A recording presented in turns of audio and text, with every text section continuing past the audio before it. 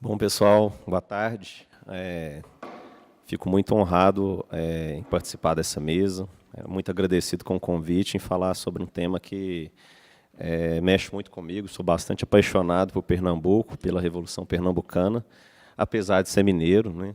E lá em Minas, um dos problemas, assim, né, ou sei lá, não, é que estuda-se muito a Inconfidência Mineira, muito mesmo. Então, produção de artigos, dissertações, teses, livros, comemorações é muito comum lá em Minas Gerais. Eu acho que isso, de um modo nacional, fica evidente. Mas, estudando Pernambuco, eu percebi assim, que a Revolução Pernambucana, no caso, tinha pouca produção sobre a Revolução Pernambucana. E, assim, eu ficava pensando, a Inconfidência Mineira ela foi um movimento importante, mas ela sequer passou do plano das ideias, ela foi uma inconfidência, ela não se concretizou. E se comparado com a Revolução Pernambucana, que eu vou falar algumas características aqui, como não estudar a Revolução Pernambucana, como nós estudamos tão pouco um movimento tão forte, tão importante, né?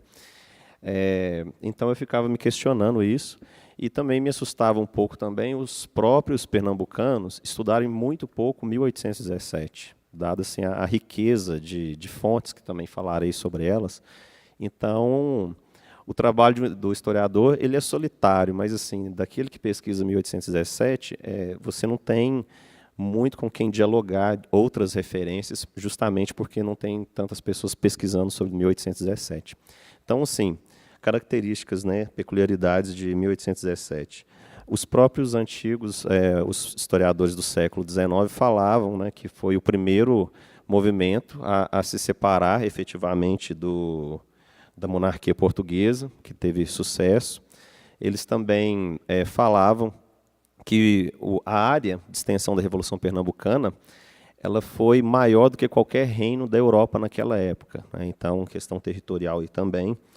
A Revolução Pernambucana ela criou, né, um governo provisório aos moldes do Diretório francês, né, com 5 membros.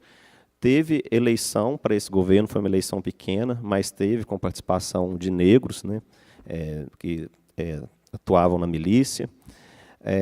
Eles fizeram uma pré-constituição, que o Flávio falou, né, que são as leis orgânicas, mas eu vejo como uma pré-constituição. Eles estavam organizando ali um início de um governo, e eles precisavam das leis, como que ia funcionar o executivo, o legislativo e o judiciário, né? Então, eles fizeram isso também.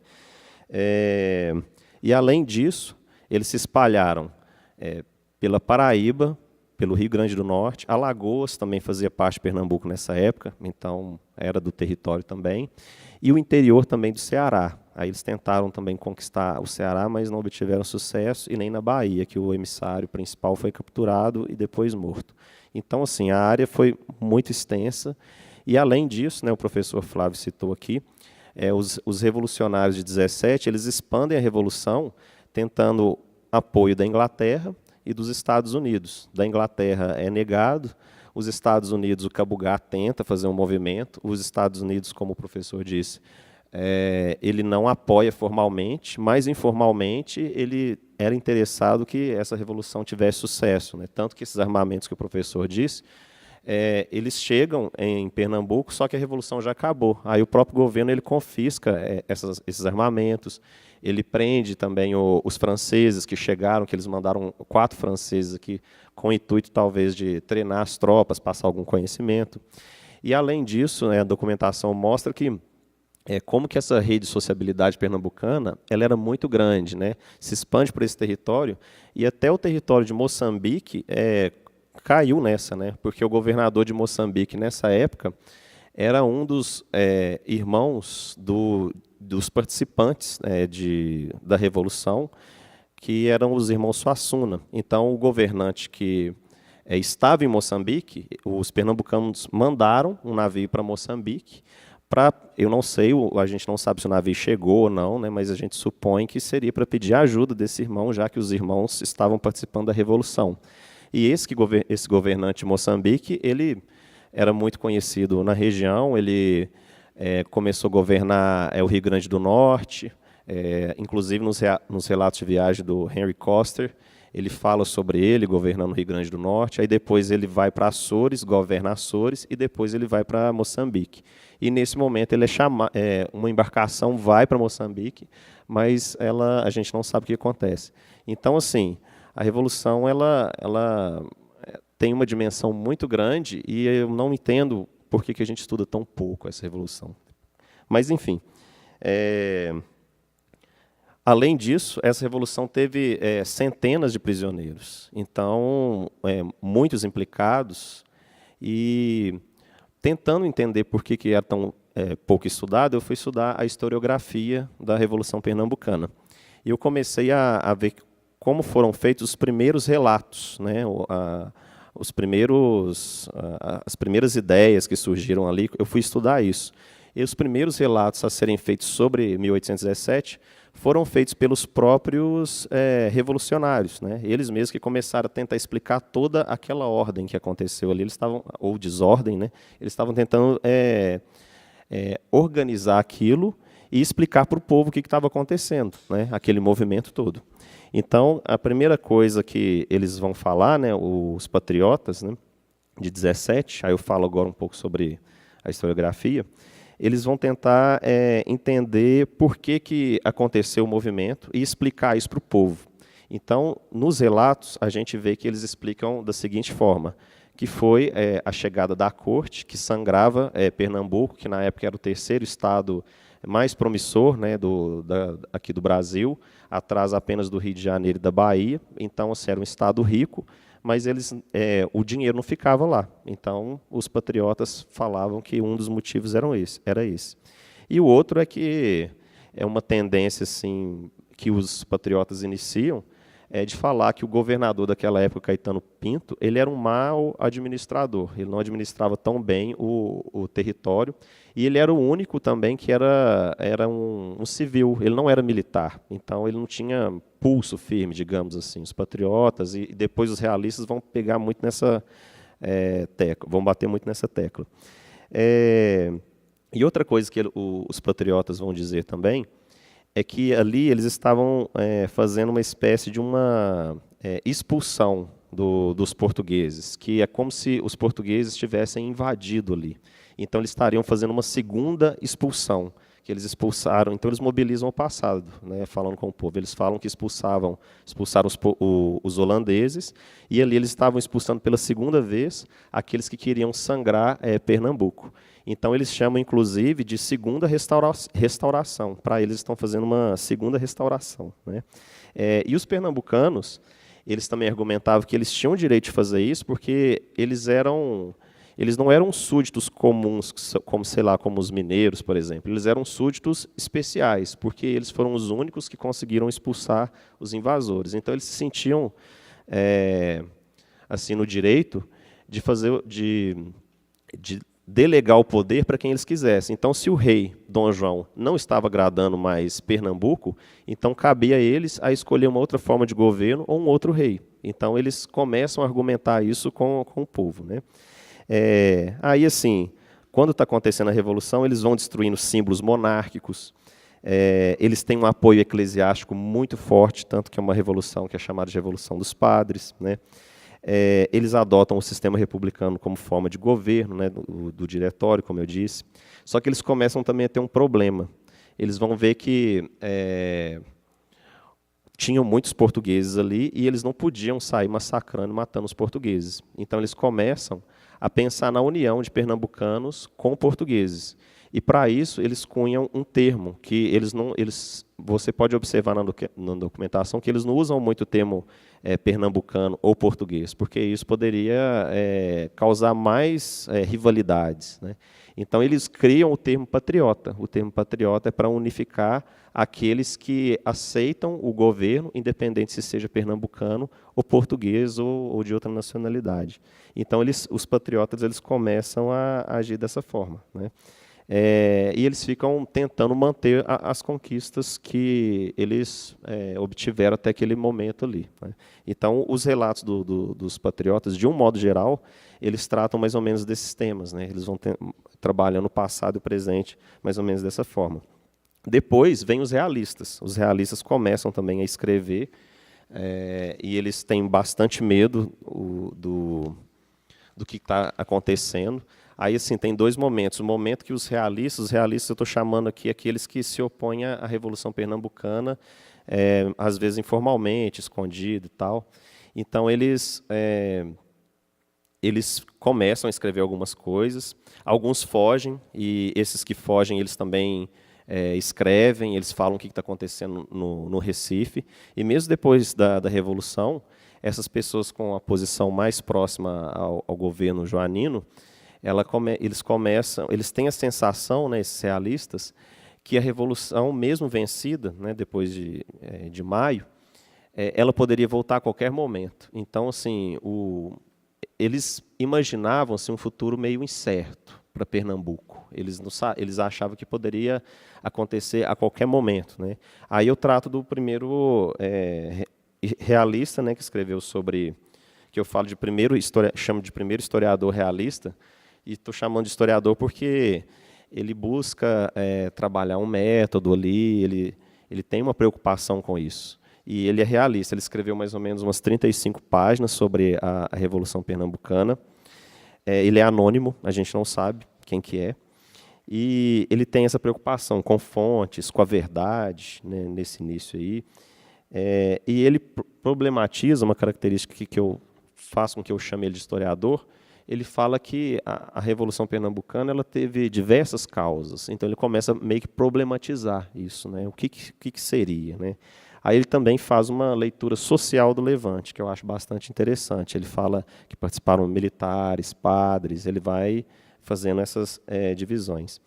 E outra coisa que ele faz é tentar situar essa revolução no cenário mundial. Então ele fala que houve uma influência muito grande da independência das 13 colônias, que houve uma influência muito grande da Revolução Francesa e mesmo das que estavam acontecendo na América Latina, né? Então, ele via isso como influências, né, para a própria Revolução Pernambucana. E ele repete a mesma argumentação dos patriotas, dizendo que a Revolução aconteceu pela má administração do Caetano Pinto, mais as rivalidades, né, entre brasileiros e portugueses, e os encontros em lojas maçônicas, né, que faziam com que as ideias ali elas crescessem, né, que elas fossem debatidas, enfim. Mas aí, esse historiador ele começa, depois que ele faz essa explanação nessas páginas, você vê que ele tem uma intenção ali de que aquela obra seja lida ou na corte ou mesmo pelo rei, porque ele começa meio que a aconselhar o rei, né, na parte final assim, da obra dele. Ele fala que o rei deveria se acautelar, né, e se cercar de bons conselheiros. Ele começa a falar sobre isso. Aí eu fico imaginando que ele poderia sugerir ele mesmo, né, como um bom conselheiro. E também ele fala que o rei ele deveria se antecipar antes de que qualquer revolução acontecesse. Então, sabendo alguns elementos que talvez ele poderia falar como historiador, né, o que estava acontecendo e tal, o rei poderia perceber se 1817 teria finalizado mesmo, ou então se haveria uma nova conspiração, depois de 17, para tentar fazer revolução de novo, né? Então, ele falava que o rei tinha que tomar esse cuidado. Se o rei não tomasse o cuidado, haveria dois futuros possíveis. Da revolução voltar de novo e Pernambuco tentar novamente o movimento, ou então o rei conseguir neutralizar essas figuras, prender essas figuras e Pernambuco permanecer ligado à coroa portuguesa. Então, esses que eram os futuros que esse historiador imaginava, né? Além disso, depois outros vão escrevendo sobre a Revolução Pernambucana na década de 20, né, 1820. Aí nós temos o Louis-François Tollenaire também, que escreveu nesse período, em 17, 18, que foi um viajante, né, muito importante. Só que eu tenho a impressão que o Tolener ele fazia negócios com o governo pernambucano. Só que depois que o governo pernambucano ele começa a ser derrotado, o Tolener me parece que ele muda a forma de escrita dele. Então, assim, eu não, me parece que ele dá uma mudada depois. Ele escreve aos domingos, todos os domingos, mas depois ele vai mudando. Me parece, depois a gente pode conversar sobre isso. Mas tem outras pessoas que escrevem. Tem uma outra viajante, que é a Maria Graham, que escreve também, uma inglesa que passa por lá, isso na década de 20. Né? Mas, assim, no período imperial mesmo, a gente vê assim, uma mudança grande quando o IHGB é criado, que eles começam a escrever alguma coisa sobre a Revolução Pernambucana, só que com a criação do IHGB tem uma mudança, né, nessa escrita. E essa mudança, na verdade, eles não querem que fale muito sobre a Revolução Pernambucana, o IHGB. Tem até muito assim conhecido, Van Hagen, falando que se ele pudesse, ele nem falava sobre a Revolução Pernambucana, que para ele era um tema assim azedo, ele não queria saber daquilo, não queria perder tempo com aquilo. E o HGB, ele quer uma história nacional, ele quer uma história que integra as regiões, e a Revolução Pernambucana, ela meio que atrapalhava, né, essa ideia. Aí o que acontece? O Muniz Tavares, o Francisco Muniz Tavares, que participou da Revolução Pernambucana, foi membro do IHGB, ele pede para sair do IHGB, mais ou menos em 1860, e ele funda o Arquivo Geográfico Pernambucano em 62, um arquivo, um instituto histórico. Aí ele cria esse instituto histórico, e assim, eu pensava que ele ia se opor, né, ao IHGB, mas inicialmente o Instituto Pernambucano ele não trata sobre 1817, ele trata sobre a expulsão dos holandeses, ele trata sobre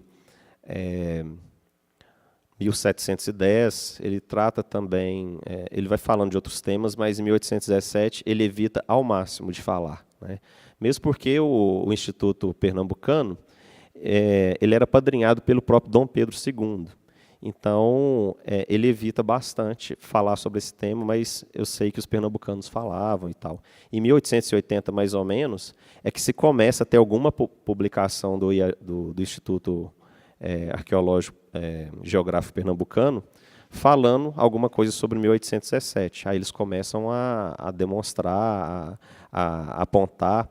Mas o que eles, em 1880, que o Instituto Pernambucano faz, é falar assim, que eles reprovam a parte republicana da Revolução Pernambucana, mas que a Revolução Pernambucana ela foi a primeira a pensar a independência do Brasil, que ela foi como se fosse uma pré-independência, um ensaio, né, sobre um potencial que o Brasil seria, mais ou menos. Então, eles começam a trabalhar com essa ideia que depois vai se desdobrando no período republicano, né, que eu posso falar depois, não tem tanto tempo. Mas, só para finalizar, a questão das fontes, né?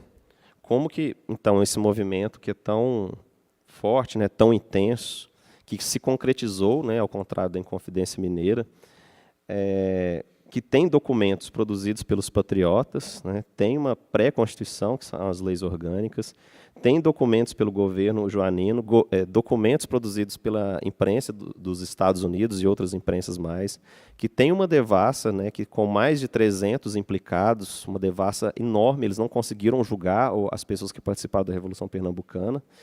Tem um relato de um viajante que participou da Revolução Pernambucana, escreveu todos os domingos o que estava acontecendo ali. Tem memórias produzidas pelos próprios participantes, né, de 1817.